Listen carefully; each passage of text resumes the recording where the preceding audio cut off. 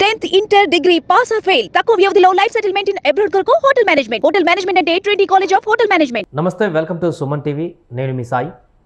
తెలంగాణ రాష్ట్రంలో ప్రభుత్వ ఉద్యోగుల సంబంధించినటువంటి జీపీఎఫ్ ఫండ్ పైన డబ్బుల పైన ఇప్పుడు వివాదం నెలకొంటుంది. ఉద్యోగులకు 20 సంవత్సరాలుగా దాచుకున్నటువంటి వాళ్ళు ప్రొవిడెంట్ ఫండ్ అనేటిది ప్రభుత్వం విడుదలకు చేయకపోవడంతో ఆందోళనకు దిగుతున్నారు.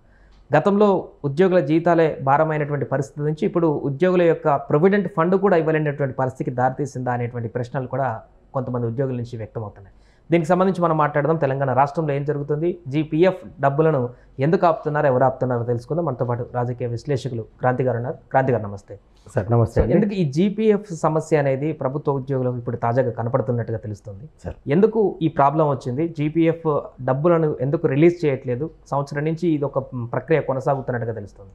అయితే మనం దరిదాపు ఒక కేసీఆర్ గవర్నమెంట్ అయిపోయి కాంగ్రెస్ గవర్నమెంట్ ఎప్పుడైతే ప్రభుత్వంలోకి వచ్చినాక ఏం జరిగిందంటే ఉద్యోగుల యొక్క ఆశలు ఏమైపోయిందంటే వీళ్ళు ప్రతి నెల ఒక్కొక్క వీళ్ళ బేసిక్ బట్టి వాళ్ళు కొంత అమౌంట్ను కట్ చేయించుకుంటున్నారు. అంటే కంపల్సరీ కట్ చేసుకోవాలి. కట్ చేసుకొని జనరల్ ప్రావిడెంట్ ఫండ్ అని ఉంటుంది. అది గవర్నమెంట్ కట్ చేసి 20 సంవత్సరాలు కంప్లీట్ అయితే వాళ్ళు మళ్ళీ విడ్రాల్, వాళ్ళకి ఆరోగ్య సమస్యలు కానీ, వాళ్ళ పిల్లల పెళ్లిళ్ళకి కానీ, లేకపోతే విదేశాల్లో వాళ్ళ పిల్లలు ఎవరైనా చదువుకుంటానికి పోయినప్పుడు కానీ, ఇలాంటి రకరకాల వారి యొక్క ఆర్థిక అవసరాలకు వాళ్ళు వాటిని విత్డ్రాల్ చేసుకుంటున్నట్టు. సో ఇంతకుముందు గవర్నమెంట్ ఉన్నప్పుడు ఏమైందంటే వాళ్ళకు వాళ్ళ జీతాలే, ఉద్యోగులకు ఇచ్చే జీతాలే దాదాపు 15వ తారీఖు తర్వాత 16, 18కి 20కి పడ్డ రోజులు కూడా ఉన్నాయి. సో వాళ్ళు అప్పుడు అంత డేట్ చేసి అసలు మాకు జీతం ఇస్తే చాలే అనే స్థాయికి వచ్చింది కదా. ఇక ఇవి ఎక్కడ ఇప్పుడు ఇస్తారు అని చెప్పేసి వాళ్ళు భయపడిపోయి అంటే వాళ్ళ ప్రాసెస్ ప్రకారం వాళ్ళు పెట్టుకున్నారు. కానీ అవి MIS డిపార్ట్మెంట్ అని ఉంటుంది. ఆ MIS డిపార్ట్మెంట్ నుంచి మళ్ళీ గవర్నమెంట్ ఈక్యూబేర్లకు పడిపోతాయి. వాళ్ళకు ఒక టోకెన్ నెంబర్ ఇస్తారు. అంటే ఒక్కొక్కటి సపోజ్ ఒక్కొక్క బిల్లో కొంతమంది 10 మంది ఉద్యోగులు ఉండొచ్చు, కొంతమంది 2 ఉద్యోగులు ఉండొచ్చు, కొంతమంది ఒక్క ఉద్యోగులకు కూడా బిల్స్ చేసి పంపిస్తారు. కానీ ఇప్పుడు జరుగుతుంది ఏమంటే వీళ్ళు దాదాపు 1.5 year నుంచి వీళ్ళకి టోకెన్ నెంబర్ ఇచ్చిండ్రు, కానీ ఇప్పటి వరకు వాళ్ళ అకౌంట్లో పడతలేవు. అయితే నాకు వచ్చింది, ఎందుకంటే నేను మొన్న ఎమ్మెల్సీ ఎలక్షన్లో పడ్డప్పుడు కూడా చాలామంది నా దగ్గరికి ఈ సమస్యను తీసుకొచ్చిండ్రు.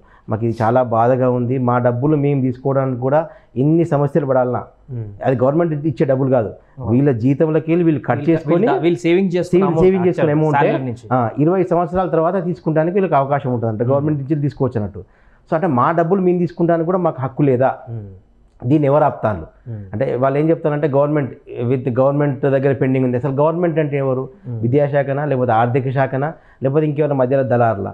కొంతమంది ఏంటంటే 6% ఇస్తేనే బిల్లు అవుతాయని చెప్పేసి కొంతమంది ఉద్యోగులు కూడా మాకు చెప్పిళ్ళు. నేను వాస్తవం కూడా చాలా మంది ఉద్యోగులతో మాట్లాడిన వాళ్ళు అదే అంటున్నారు.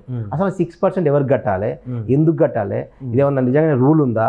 వాళ్ళ పైసలు వాళ్ళకి ఇస్తానికి ప్రాబ్లం ఏంది అసలు? ఇప్పుడు గవర్నమెంట్ కూడా నిజంగా చాలా అభినందనీయం ఏంటంటే ప్రతి గవర్నమెంట్ ఉద్యోగికి 1వ తారీఖు నాడు జీతం ఎత్తారు.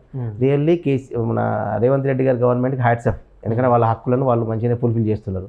సో ఇదే విషయంలో కూడా కొన్ని ఇప్పుడు వీళ్ళకు ఖజానా డబ్బులు లేవంటున్నారు. నిజంగా ఖజానా డబ్బులు లేవనంటే వాళ్ళు దాచుకున్న డబ్బులు వాళ్ళకి ఇస్తానికి కూడా ప్రాబ్లమ్స్ అయితే వాళ్ళ యొక్క ఆర్థిక అవసరాలు కూడా కావాలి కదా. ఇప్పుడు జీపీఎఫ్ అమౌంట్ డబ్బుల విషయంలో ఉద్యోగులు ఇబ్బందులు పడుతున్నారనేటువంటి విషయాన్ని ఆర్థిక శాఖ మంత్రి కానీ, ముఖ్యమంత్రి స్థాయి ఉన్నటువంటి వ్యక్తికి కానీ ఈ విషయం తెలిసేటువంటి అవకాశం ఉందా? తెలిసినా కూడా ఆపుతున్నారని. అయితే ఇదే విషయం నేను సేమ్ మీరైతే ఏదైతే క్వశ్చన్ అని అడిగిలో ఇదే విషయం నేను వాళ్ళు అడిగిన. అంటే మీకు కూడా కొన్ని సంఘాలు ఉన్నాయి, APTF అని, PRTU అని, ఇంకా చాలా సంఘాలు కదా. ఆ నాయకులు అంటే ఆ నాయకులతో నేను ఒక నాయకులతో మాట్లాడినా, అన్న నాకేమో స్పెషల్ రావాలి, నేనెవరు చెప్పుకోవాలి అర్థం కావట్లేదు, ఏంటంటే గవర్నమెంట్లో పెండింగ్ ఉన్నాయంటాను. అసలు గవర్నమెంట్లో పెండింగ్ అంటే ఆర్థిక శాఖలో పెండింగ్ ఉన్నాయా, విద్యాశాఖలో పెండింగ్ ఉన్నాయా? అసలు ఇది ఈక్యూబర్లో పడ్డాయి. మాకు కొంతమంది దళారులు 6% ఇస్తే మేము చేస్తామని అంటారు. అసలు అలాంటి ఆరోపణలు ఎందుకు వస్తున్నాయి? వాళ్ళ పైసలు వాళ్ళకి ఇచ్చేస్తే అయిపోతాయి కదా. అసలు దీన్ని ఎవరిని కలవాలి? దీన్ని నేను ఒకటే చెప్తున్నా, ఇప్పుడు నా దగ్గరికి ఈ సమస్య నా దగ్గర తీసుకొచ్చింది కాబట్టి నేను అంటున్నా ఏంటంటే దీనిపై తక్షణమే ముఖ్యమంత్రి గారు బట్టి విక్రమార్క గారు స్పందించి వాళ్ళ డబ్బులు వాళ్ళకి ఇచ్చేస్తే వాళ్ళ యొక్క ఆర్థిక అవసరాలు తీర్చుకొని, ఎందుకంటే ఇప్పటిదాకా మంచిగా చేస్తున్నారు, ఉద్యోగులకు అయితే మంచిగా చేస్తున్నారు. ఇది గవర్నమెంట్ ఉద్యోగులకు మొన్న ప్రమోషన్స్ ఇచ్చిండ్రు బాగానే. మిగతా 317 జీవో కూడా ఏదో కమిటీ కూడా వేసిండ్రు. సో అంటే వాళ్ళు ఏదైతే సమస్య తీర్చుకుంటూ వస్తున్నారో ఇది చాలా కీలకమైన సమస్య. ఎందుకంటే వాళ్ళకు ఆర్థిక ఇబ్బందులు అనేది ఇప్పుడు కొంతమంది పిల్లలు విదేశాల్లో ఉన్నారు, వాళ్ళకు డబ్బులు కడితేనే అక్కడ వస్తారు, లేకపోతే మళ్ళీ వీళ్ళు వేరే రకంగా కూడా తీసుకోవాలన్నా కూడా చాలా ఇబ్బందే కదా. నా పైసలు నేను తీసుకున్నాను కష్టమైంది. అయితే ఇప్పుడు ఈ సమస్య పైన ఎవరైతే ఎదుర్కొంటున్నారో ఈ సమస్యను అంతా, ఆ ఉద్యోగులందరూ ఇప్పుడు ఆర్థిక మంత్రి బట్టి విక్రమార్క అందుబాటులోనే ఉంటారు, ప్రజాభవన్ లో కూడా ఉంటారు. ఇక వీళ్ళు ప్రజావాణి అనేటువంటి కార్యక్రమాన్ని కూడా పెట్టారు అప్పట్లో. అంటే అక్కడికి వెళ్ళినా కూడా కలుస్తారు కదా, అట్లా కలిసి మాట్లాడి విషయాన్ని చెప్పేటువంటి ప్రయత్నం. ఖజాన్లో డబ్బులు లేవని చెప్తుండటండి. ఖజాన్లో డబ్బులు, మన ఖజాన్లో డబ్బులు ఎప్పుడు ఉంటాయి, వీళ్ళకి అందిస్తారు, వీళ్ళ అకౌంట్లో ఎప్పుడు పడతారు, వాళ్ళ ఎదురు చూపులు అదే ఉన్నాయండి. దయచేసి గవర్నమెంట్ కూడా నేను ఏమంటున్నానంటే గవర్నమెంట్కి ఇనిషియేటివ్ తీసుకోవాలి. ఇప్పుడు కాదు, ఇప్పుడు ఒకటేసారి గవర్నమెంట్ మీద ఆర్థిక భారం పడకుండా కూడా 1000 మందిలో కొంతమందికి వీళ్ళని రిలీజ్ చేసుకుని పోతా అంటే వాళ్ళ పైసలే కదండి. నిజంగానే గవర్నమెంట్ ఏదో సొంతంగా దీనికి ఆర్థికంగా వీళ్ళు అప్రూవల్ అయితే అవసరం లేదు, వాళ్ళ డబ్బులు వాళ్ళకి ఇస్తానికి ప్రాబ్లం ఉన్నది. సో ఇప్పుడు ఓవరాల్గా ఇప్పుడు సంక్షేమ పథకాలు కూడా అమలు చేయాల్సిన పరిస్థితి ఉంది ప్రభుత్వానికి. ఇప్పటికి లోటు బడ్జెట్ ఉంది, అప్పులలో కూరుకొని తెలంగాణ రాష్ట్రం. 6 గ్యారెంటీలు అవన్నీ ఒకటండి, అది వేరు ఇది వేరండి. ఎందుకంటే వీళ్ళ డబ్బులే కదా, వీళ్ళ డబ్బులు దాచుకుంటే కదా, వీళ్ళ డబ్బులు తీసుకుపోయి నేను వేరే సంక్షేమాలు పెడతా, మళ్ళీ ఇంకా వేరే దగ్గర అప్పులు తెచ్చి వీళ్ళకి ఇవ్వాల్సిన అవసరం లేదు కదా. ఇప్పుడు వీళ్ళ డబ్బులు వీళ్ళకి ఇచ్చేస్తే అయిపోతాయి. సో ఈ పరిణామమే దానికి కారణంగా చెప్పుకోవచ్చు అంటారు.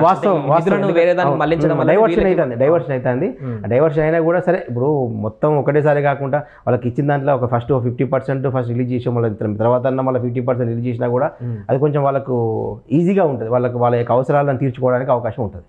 అంటే ఇప్పుడు ఉద్యోగులు చేయాల్సినటువంటి తక్షణ కర్తవ్యం ఏంటంటారు? అంటే వారికి డబ్బులు రావాలంటే ప్రభుత్వం ఇప్పుడు ఆలస్యం చేస్తుంది, ఎవరి దగ్గరికి వెళ్ళినా కన్సర్న్ డిపార్ట్మెంట్కి వెళ్ళినా కూడా సమాధానం లేదు.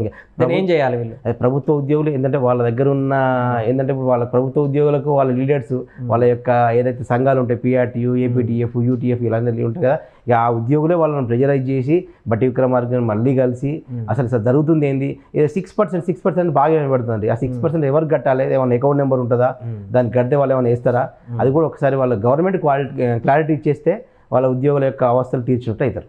సో ఇది ఇండివిజువల్ ఇష్యూ కాబట్టి మీరు అన్నట్టు 6% అంటే మధ్యలో ఎవరైనా మధ్యవర్తులు ఉంటే వాళ్ళకి తెలిసిన వ్యక్తులతో దీన్ని మూవ్ చేసి ఫైల్ క్లోజ్ చేసేటువంటి పరిస్థితి. అందరు మధ్యవర్తులు దొరకరు కదా, మరి అసలు దానికి గవర్నమెంట్ ఏదో ఒక ఉపాయం చేయాలి. అండ్ అట్లాంటి పరిస్థితి కూడా అది అవినీతి కిందకి వస్తుంది.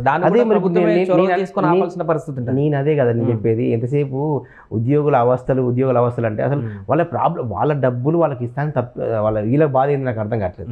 సో ఇప్పుడు ప్రభుత్వం ఇనిషియేట్ తీసుకొని అది డెఫినెట్గా బట్టి విక్రమార్క గారా లేకపోతే ముఖ్యమంత్రి గారు చొరవ తీసుకొని డెఫినెట్గా వాళ్ళ యొక్క డబ్బులు వాళ్ళకి ఇచ్చేస్తే వాళ్ళు చాలా హ్యాపీగా ఉంటారు, వాళ్ళ ఆర్థిక సమస్యలు కూడా తీరడానికి అవకాశం ఉంటుంది. ఎందుకంటే ఈ ప్రభుత్వమే వచ్చింది ఉద్యోగులు నిరుద్యోగుల గురించే. నిరుద్యోగులు ఎట్లయితే 1:50 అయితే ఇస్తారని నేను డిసైడ్ చేసిండు. గవర్నమెంట్ ఒక TGPSC కూడా ఒక అనౌన్స్ చేసింది, అది కూడా చాలా తప్పే. ఎందుకంటే గవర్నమెంట్ అసెంబ్లీ సాక్షిగా ప్రతిపక్షంలో ఉన్న బట్టి విక్రమార్క గారు ఇంతకుముందు ఉన్నప్పుడు చెప్పారు. సో దాన్ని కూడా ఆయన నెరవేర్చలేకపోయిండు. ఇప్పుడు అసెంబ్లీ ముట్టడి అంటున్నారు రేపు ఎల్లుండో. సో దాన్ని కూడా చూడాలి ఎట్లుంటుంది. ఎందుకంటే గవర్నమెంట్ రావడానికి ముఖ్యంగా కారణం ఉద్యోగులు నిరుద్యోగులే. వాళ్ళనే ఇబ్బంది పెడితే చాలా కష్టం అవుతుంది గవర్నమెంట్కు. వీళ్ళే ఇనిషియేటివ్ తీసుకొని బట్టి విక్రమార్క గారు కంపల్సరీ ఒక అనౌన్స్మెంట్ ఇస్తే బాగుంటుంది. రైట్ అండి. సో అది మొత్తానికి ప్రస్తుతానికి GPF ఫండ్కు సంబంధించి ఉద్యోగులు కొంత తీవ్రమైనటువంటి ఆవేదన వ్యక్తం చేస్తున్నారు. తమ డబ్బులు తమను విత్డ్రా చేసుకోవడానికి సమయం దాటిపోయినా కూడా ఇంకా ప్రభుత్వం మాకు ఒక దాన్ని విత్డ్రాల్ చేసుకోవడానికి అవకాశం కల్పించట్లేదు, ఆ డబ్బులను అకౌంట్లకి క్రెడిట్ చేయట్లేదు, మాకు ఎన్నో అవసరాలు ఉంటాయి, అలాంటి పరిస్థితుల్లో కూడా డబ్బులు వేయకపోవడం అనేది కొంత ఆందోళన కలిగిస్తుందంటే కూడా ఉద్యోగులు దీనికి సంబంధించి గలం వినిపిస్తున్నారు. ప్రభుత్వం దృష్టిలో పెట్టుకొని దీనికి సంబంధించిన సొల్యూషన్ ఏమైనా ఇస్తుందనేది చూడాలి.